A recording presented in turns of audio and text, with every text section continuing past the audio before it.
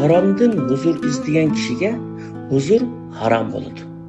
Ba'zi kishilar boshqalarni qaqti-soqti qilib, haqqini yeb, o'ng'ay yo'l bilan pul topmoqchi bo'ladi. Yana ba'zisi boshqalarning aybini izlash bilan huzurlanmoqchi bo'ladi.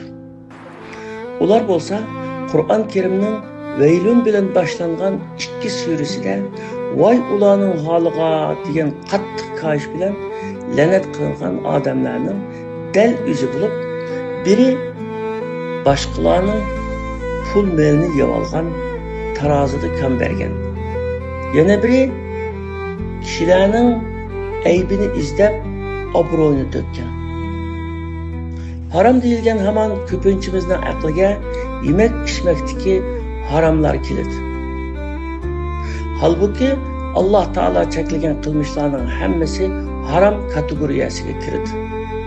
Başkalarının pul melini o'g'irlash, aldab elib olish, nahaq yeb olish, obro'yini to'kish, tuhmat qilish, sodasini buzish, moddiy yoki ma'naviy tarafdan ziyon yetkazish qatorliq yomonliklarning hammasi shariat atalg'usida haromdir. Haram ishni qilgan odamning ibodatlari qabul bo'lmaydi. Duosi ijobat bo'lmaydi.